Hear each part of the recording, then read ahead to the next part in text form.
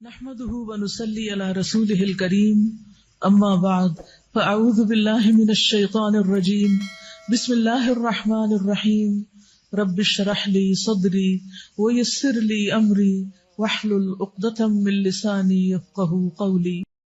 اللہ تعالیٰ کو یاد کرنا خوبصورت ترین کاموں میں سے ایک کام ہے، بہترین عبادات میں سے ایک عبادت ہے۔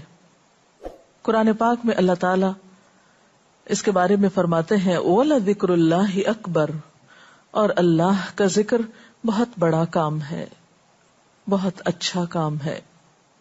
حقیقت یہ ہے کہ انسان جس چیز سے محبت کرتا ہے اس کو ضرور یاد کرتا ہے، اس کا ذکر کرتا ہے، دل ہی دل میں بھی اور زبان سے بھی، کیونکہ جس چیز کی محبت انسان کے دل میں ہوتی ہے وہ چیز زبان پر آ کر رہتی ہے۔ یہ ہو نہیں سکتا کہ ہم اللہ تعالیٰ سے محبت کرتے ہوں، دل میں اس کو یاد کرتے ہوں، پھر زبان سے اس کا ذکر کرنا بھول جائیں۔ ذکر الہی تو بندہ مومن کی زندگی میں غیر محسوس طریقے سے شامل ہو جاتا ہے، اس کی اس طرح عادت ہو جاتی ہے کہ انسان اٹھتے بیٹھتے چلتے پھرتے تنہائی میں سب کے بیچ میں بیٹھ کر اپنے رب کو یاد کرتا رہتا ہے، دل ہی دل میں یا زیر لب وہ اپنے رب کو کسی حال میں بھی نہیں بھولتا۔ اور بھولے بھی کیوں؟ اس لیے کہ اس کی ذات پر رب کے احسانات ہر ایک سے بڑھ کر ہیں، اس کی نگاہیں ہر طرف رب کے کمالات دیکھتی ہیں، وہ ہر طرف رب کی نعمتوں کو دیکھ کر سرشار ہوتا رہتا ہے۔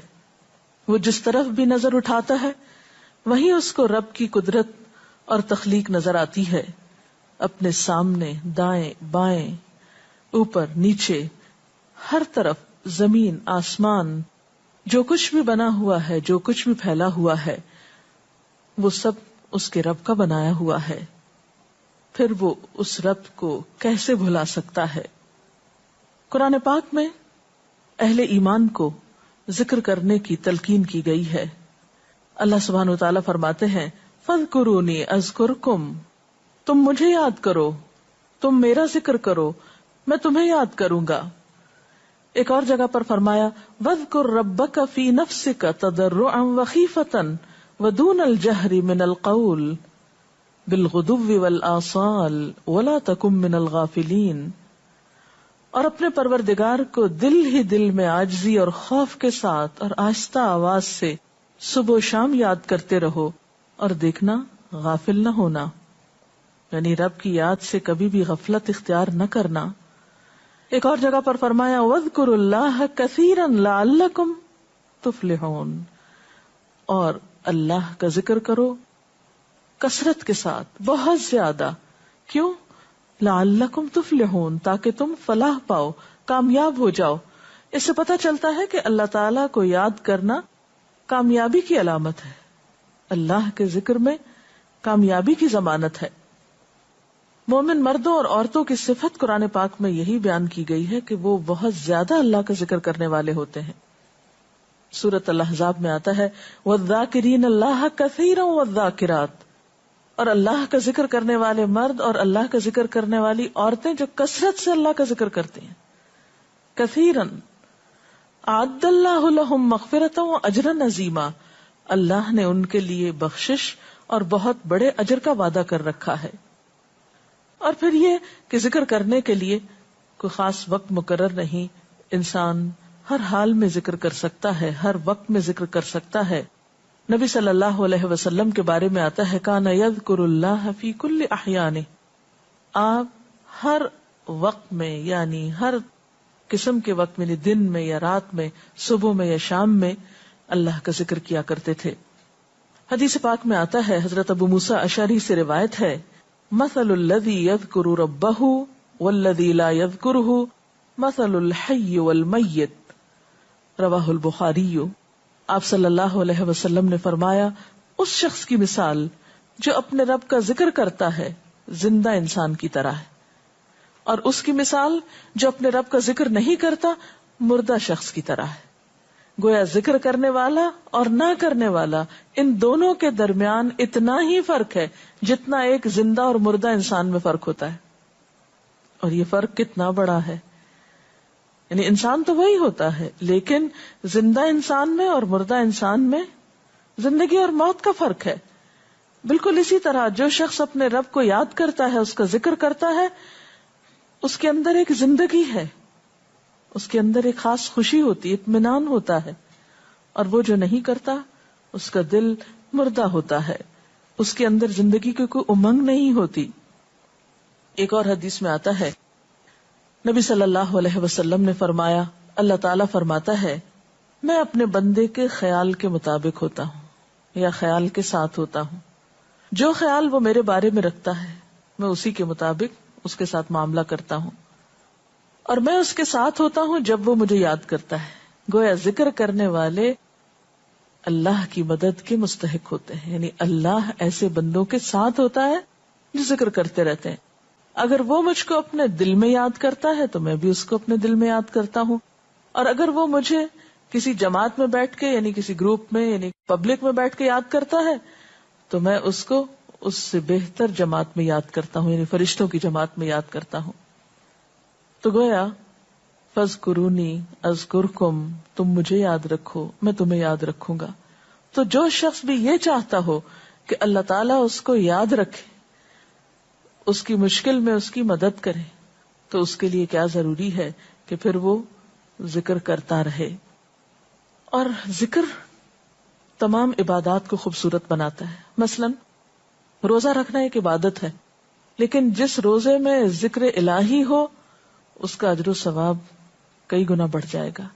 حج ایک عبادت ہے بذات خود، حج کا سفر ایک عبادت ہے، لیکن اس سفر میں انسان اگر ذکر الہی کرتا رہے تو اسی حج کا ثواب کئی گنا بڑھ جائے گا.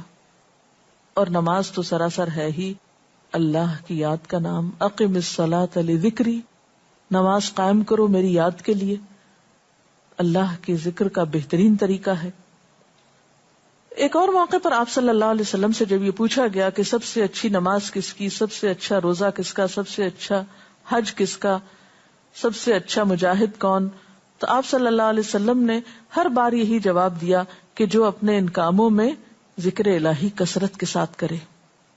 اور ذکر کرنے والے ہر میدان میں آگے نکل جاتے ہیں. حدیث پاک میں آتا ہے، نبی صلی اللہ علیہ وسلم نے فرمایا، مفردون سبقت لے گئے. لوگوں نے پوچھا کہ یہ مفردون کون ہیں؟ فرمایا، وہ مرد جو کثرت کے ساتھ اللہ کا ذکر کرتے ہیں اور وہ عورتیں جو کثرت کے ساتھ اللہ کو یاد کرتی ہیں. اور یہاں آپ نوٹ کر رہے ہیں خاص طور پر مردوں کے ساتھ ساتھ عورتوں کا ذکر بھی ملتا ہے. حضرت عبداللہ بن بصر فرماتے ہیں کہ ایک شخص نے عرض کیا، یا رسول اللہ صلی اللہ علیہ وسلم، بے شک اسلام کے احکام مجھ پر بہت ہیں، یعنی ذمہ داریاں بہت ہیں، کرنے کے کام بہت ہیں. آپ مجھے کوئی ایسی بات بتائیں جسے میں اپنے لیے لازم کر لوں، یعنی میرے لیے آسان ہو اور میں پابندی سے کر سکوں.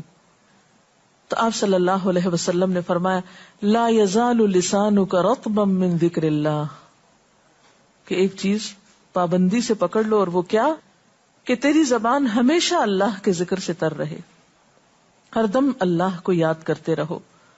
اور یہ حقیقت ہے کہ انسان کوئی بھی کام کر رہا ہو، مثلا خواتین کھانا پکا رہی ہیں، گھر صاف کر رہی ہیں، واک کر رہی ہیں، کوئی بھی کام کر رہی ہیں اس طرح کا، تو اس میں ساتھ ساتھ اللہ کی یاد کرتی رہیں.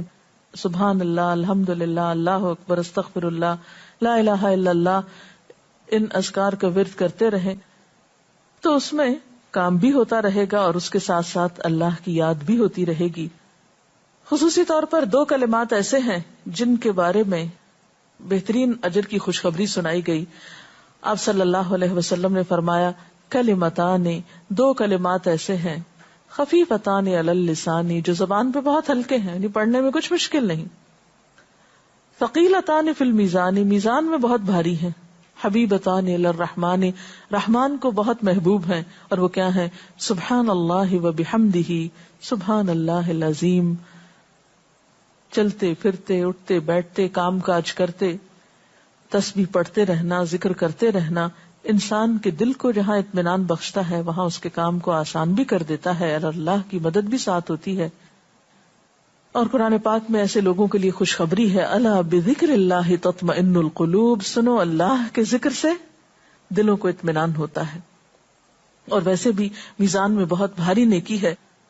ایک حدیث میں آتا ہے کہ رسول اللہ صلی اللہ علیہ وسلم نے لوگوں سے پوچھا، کیا میں تمہیں نہ بتاؤں کہ تمہارے اعمال میں سب سے اچھا عمل، سب سے پاکیزہ اور تمہارے درجات کو سب سے زیادہ بڑھانے والا، اور جو تمہارے لیے سونے چاندی کے خرچ کرنے سے زیادہ بہتر ہو، اور اس سے بھی بہتر ہو کہ تم اپنے دشمنوں سے ملو، ان کی گردنیں تم مارو اور وہ تمہاری گردنیں مارے، تو کیا ایسا عمل نہ تمہیں بتاؤں؟ صحابہ نے عرض کیا، ضرور یا رسول اللہ صلی اللہ علیہ وسلم، ہمیں ایسا عمل بتائیے. تو آپ نے فرمایا وہ اللہ کا ذکر ہے. یعنی تمام اعمال میں وہ سبقت لے جاتا ہے. اسی طرح ایک اور حدیث میں ہے، رسول اللہ صلی اللہ علیہ وسلم نے فرمایا کہ جب بھی کچھ لوگ بیٹھتے ہیں اور وہ اللہ کا ذکر کرتے ہیں، کسی مجلس میں اکٹھے ہو کر بیٹھتے ہیں، تو اللہ کی رحمت ان کو ڈھانپ لیتی ہے، ان پر سکینت نازل ہوتی ہے. اللہ تعالیٰ ان کا اپنے ہاں ذکر کرتے ہیں. گویا اکیلے بھی ذکر کیا جا سکتا ہے اور کسی مجلس میں اکٹھے بیٹھ کر بھی. پھر اسی طرح صبح و شام بھی، جیسا کہ قرآن پاک میں آتا ہے، وَسَبِّحْ بِحَمْدِ رَبِّكَ قَبْلَ طُلُوعِ الشَّمْسِ وَقَبْلَ غُرُوبِهَا، اپنے رب کی تسبیح بیان کرو سورج نکلنے سے پہلے اور اس کے غروب ہونے سے پہلے. ایک اور جگہ پر آتا ہے وَسَبِّحْ بِحَمْدِ رَبِّكَ بِالْعَشِيِّ وَالْإِبْكَارِ، اپنے رب کی حمد و ثنا بیان کرو عشی کے وقت یعنی عصر کے وقت، والابکار اور صبح کے وقت. عشی کا لفظ جو ہے یہ زوال شمس سے غروب شمس کے درمیانی وقت کو کہتے ہیں. پھر اسی طرح انبیاء علیہ السلام کے بارے میں ہم دیکھتے ہیں، حضرت داؤد علیہ السلام بہت خوبصورت آواز سے، بہت خوبصورت انداز